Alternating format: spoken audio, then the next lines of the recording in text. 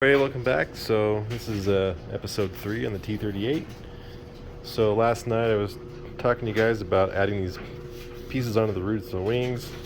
So those are all done. I got everything sanded out. So these are ready to sheet. I think I've decided against doing the plywood over the spars. I don't think it really needs it, especially given that the gear plate is going to do way more for tying in the spars of the wing than that would do. So that's the thought anyways. So that's where we're at there.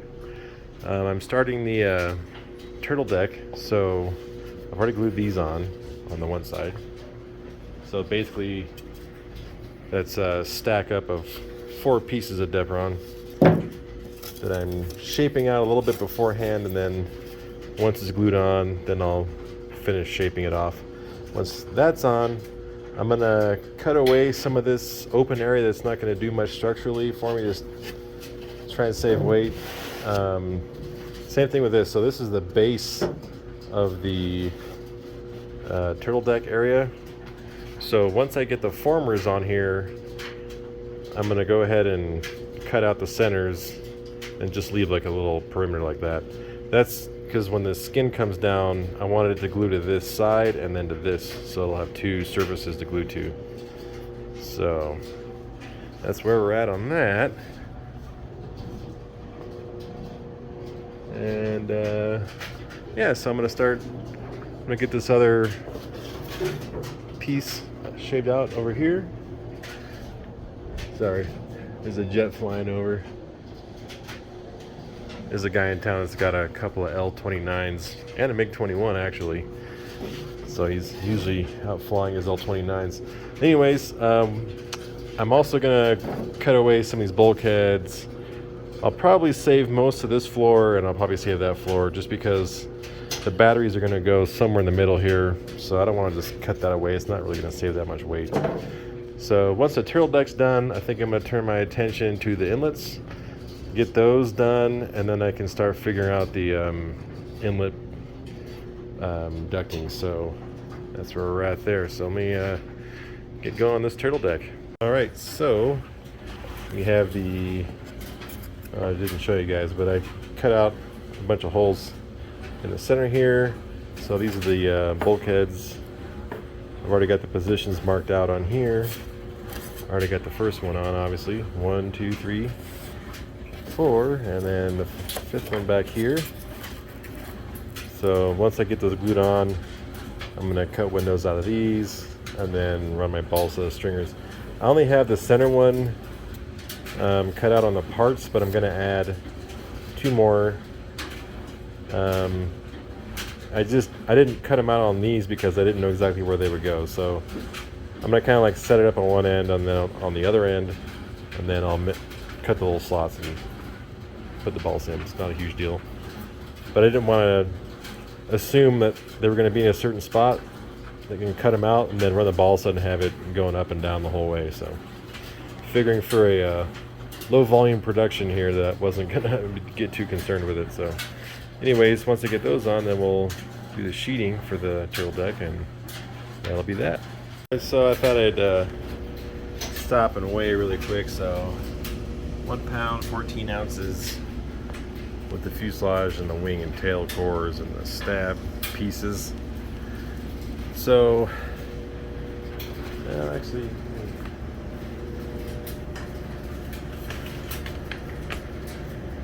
throw some of this other stuff on here.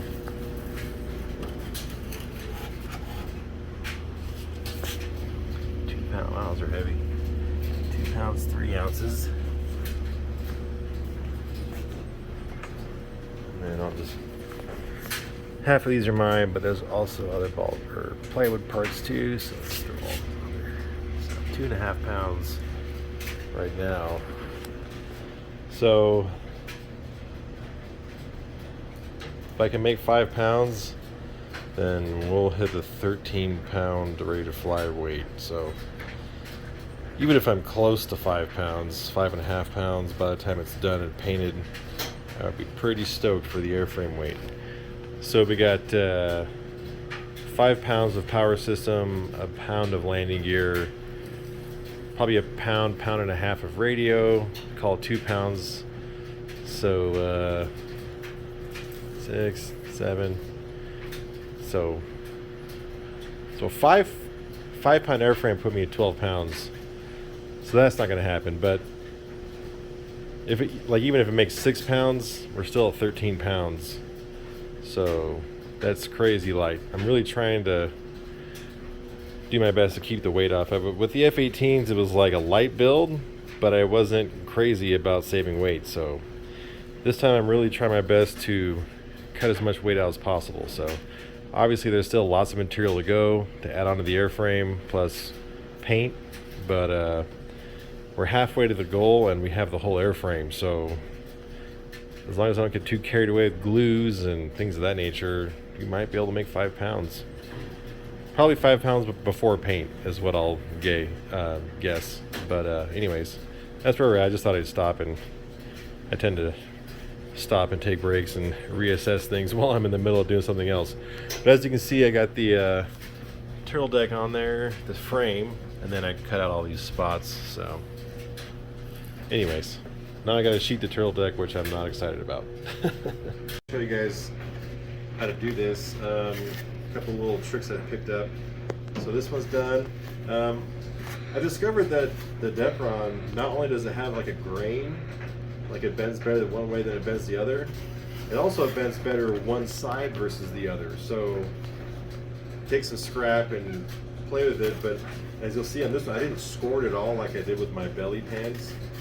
And I can just, I can bend this pretty tight. So it takes a little bit to get it all trimmed out. I usually measure this distance first and then go a little bit extra, and then I'll take a measurement with a ruler around like this to the center and then double it, and then go a little bit bigger than that, and then start bending it and then fitting it, trimming it down. And now I've got this piece to where when I put it in here, it fits really well. So the way I glue this down is I'll spray all the contact areas with the kicker first, and then I'll go with the glue. I'll glue everything, and then I'll start it one side first. That's my neighbor. He's got a sweet Mustang. I'll start it down one side first, and kind of like get it to the halfway point, let it kick, and then I'll push it in the rest of the way, and then hold it while it cures. So these little lips right here really help. So like this one was a piece of cake. That's also why I decided not to go with these, save a little bit of weight, but also with these being bent like this, they're pretty strong. And being 6 millimeter, if it were 3, obviously you'd need something else in there. But so anyways, thought I'd show you guys. Pressure's on because I'm on the camera, but figured I'd show you guys how I do this. So that's usually I just kind of like build and then take a little video. So I run my little bead around here, run it up along here,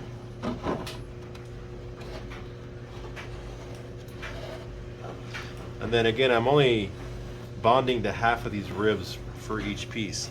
So one skin gets one half of the rib, and then the newer skin gets the other half. You got to have a ledge to put the skin on, otherwise it's going to make it a lot harder. So, all right, got all the contact areas done. Got this kicked off. So let me stick it down here. I kind of like hold it right here to get this first little spot bonded before I continue on. And again, having a really good fitting piece is crucial to making this go easily for yourself. So kind of let that sit, get that in there, fold it in, and kind of, thankfully this Dave Brown glue doesn't kick instantly. You kind of get a second or two to get a handle on it. It's not like zap like on balsa wood where when as soon as it touches it cures. So anyways, not bad. So also had a little bit of body work in between each piece here, and that'll be it. So, and it's actually really strong. This turtle deck, this backbone here, is going to basically become the central focus of strength for the whole center of the fuselage. This whole thing here is going to be really strong, especially with the balsa tied into it. So that's really going to help this section here where the wings cut out.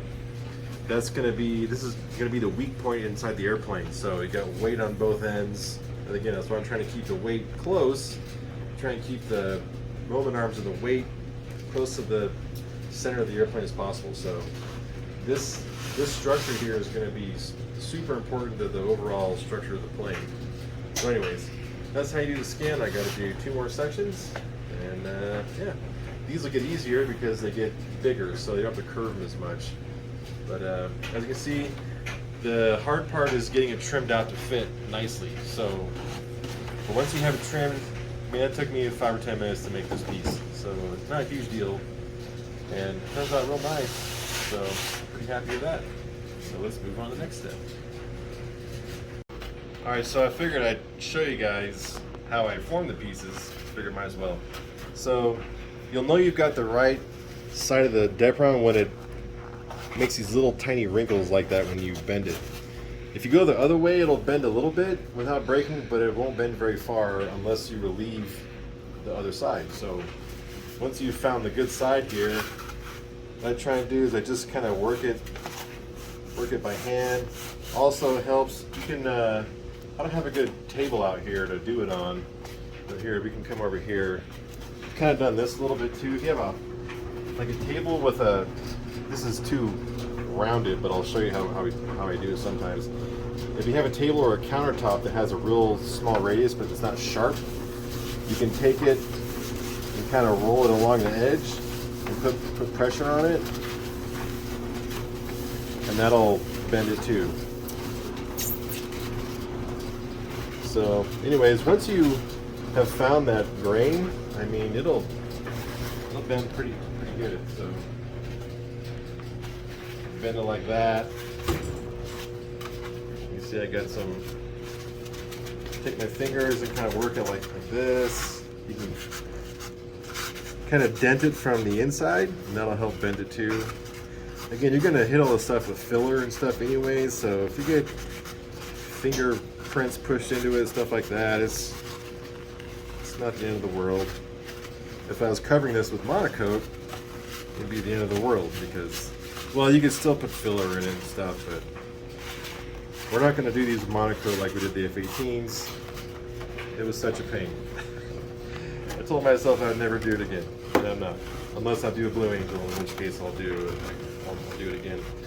So like what I'm doing here is I'll lay it over, and then because of the geometry of everything, when you bend it, it's not going to be, or when you cut it out, it won't be a perfect, rectangle or square because of the shape of everything. This turtle deck kind of goes down and then back up, so those pieces are curved on the ends when they're flat.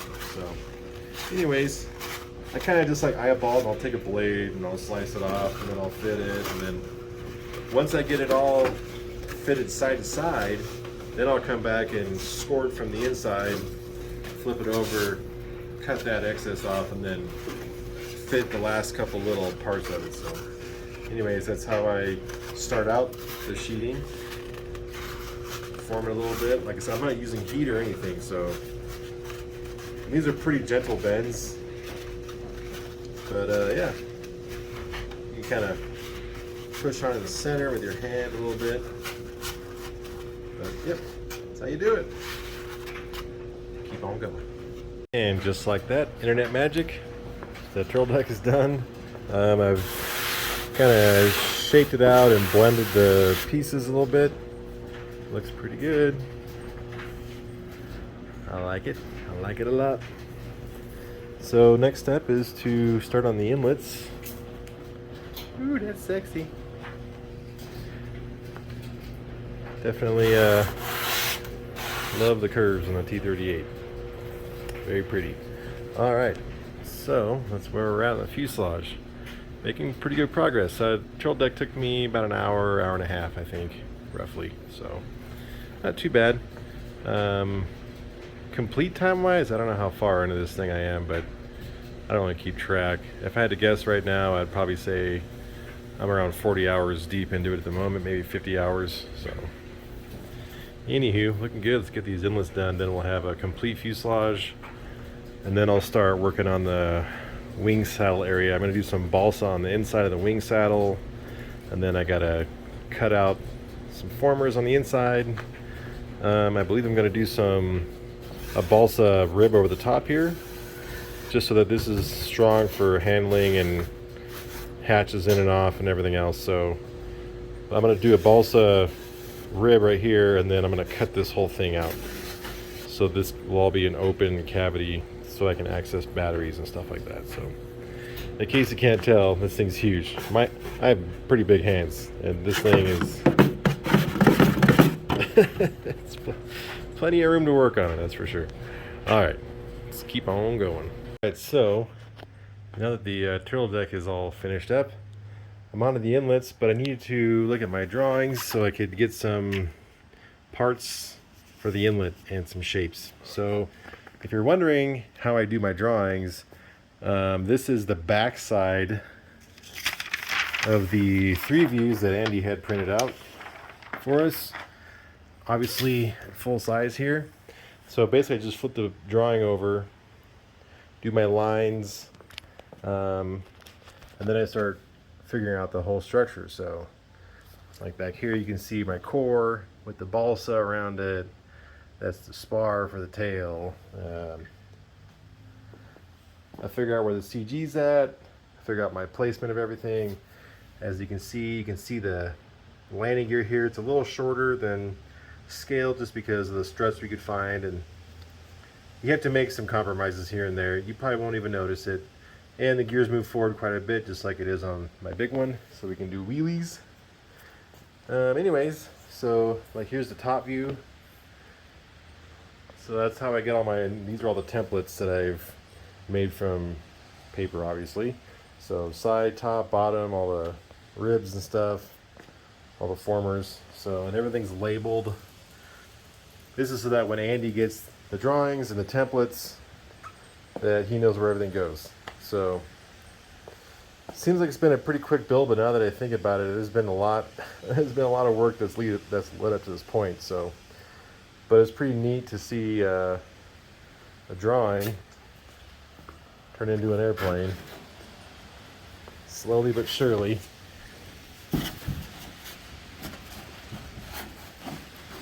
Anyways, just like the drawing, but in 3D. Alright.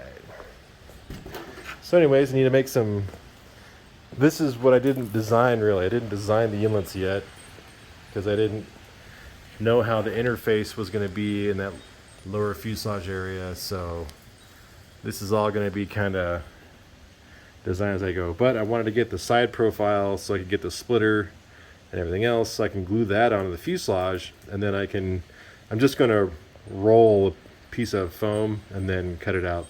So it won't be built up, it'll be just like the trail deck, it'll be formed. So anyways, should be interesting. But I got my drawings out, so I figured I'd show you guys kind of how I do it.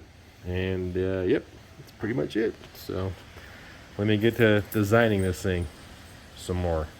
Alright, so I think I figured out the path forward for the inlet. I've glued this piece on here. It's like the splitter. This will get cut away to make room for ducting to go through there. I made a template for the inlet, so then I can mold the foam around that to back here. I need to add some foam in this corner so I can shape that a little bit more, and then this all gets filled in. Now on the real T-38, and to make more inlet area, this isn't scaled. It would be separated from the fuselage. This splitter would be separated. It'd be skinnier, but I'm trying to cheat on the inlets without making them too big. So this is how it would be on the scale one. So you actually have a split in there, and then it fares into the body. So we're going to do something similar. It'll fare into here, but it just won't be separated. So anyways, this is pretty scale the way I did that one. It'll look scale from the side. It just won't look scale from the front as much. It'll be, as you can see, I'm almost the same size as these inlets, so that's how much air we need to keep from using a cheater hole. So anyways, that's what we're gonna do. I need to make this template just a hair smaller actually, but anyways, it'll work out. All right, so what I've done here is glued these on, trim this out because the duct's gonna go, it starts, you see the line right here, it starts right there, but then it's gonna turn in pretty quickly, so make room for that, cut that away. And then underneath, all I did was made some little filler pieces that go from the plate to the fuselage. So it still kind of sort of has that look of the scale of the real one, just not as pronounced. So again, I'm trying to make a little more effort here than we did on the F-18s to make these maybe fairly scale. I mean, overall, much better than the F-18s were. So anyways, that's where we're at. I got to make dinner and then I gotta start figuring out how to make this. I gotta, like I said, I gotta add some foam in these corners so I can round off the bottom a little bit, and then form a piece and make a template for Andy so he can more easily make his. But anyways, it's looking pretty sweet, so I'll be back in a little bit. And I gotta get this thing ready to fly. I gotta make a couple changes to it. Gonna take that out soon, so I gotta work on that tonight too.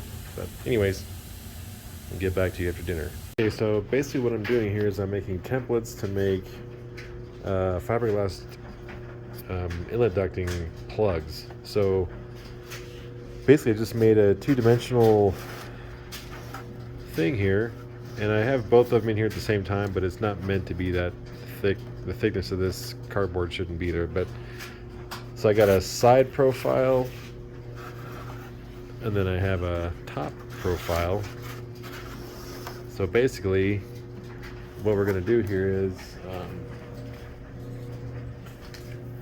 the fan's actually going to sit right about here, and it's going to be mounted there, and then there's going to be the ducting will come and it'll stop right here. Then there'll be an adapter section that I can remove, so you can unbolt the fan, slide it back, pull the adapter out, and then I'll give you enough room to get the fan in and out with the tailpipe attached to it. So otherwise you could just run the ducting straight to the fan, and then, but you would have to tape and untape the duct to the fan every time you wanted to access it, which we can still do, we'll see, but it's just easier to make a little adapter piece. And also I like having a little bit of space between where the walls converge and the fan. It seemed to be a little more efficient that way, and they're a little bit quieter, so I like doing it that way. So anyways, so that took me like all of 5 minutes to make these really quick templates, and they're not perfect, but it's it gets me close. So then I make the foam parts, and then it's pretty easy after that. So, but I have to verify that I'm going to clear my spars that run across there too. So it's good to kind of have this in 3D so I can actually look at it and see what needs to be changed. So that's where we're at. All right, guys, I think that's going to wrap it up for this video. I need to make the ducting and then install it. Then I'm going to do this part. So I'm going to glue the ducting in here, and then I will build this outer section to the ducting. That way it fits perfectly. So I was going to do this section first, then glue ducting in, but I figured, you know what, it might be a better idea just to glue this in first, then build the outside of it. So once we get that done, it'll just be some structure around here for the wing attachment. I'll cut this out at that point, and I'll make an adapter duct for the fan, and I'll figure out my fan mount. And then it's tail stuff and body work, and this thing's coming along really quick.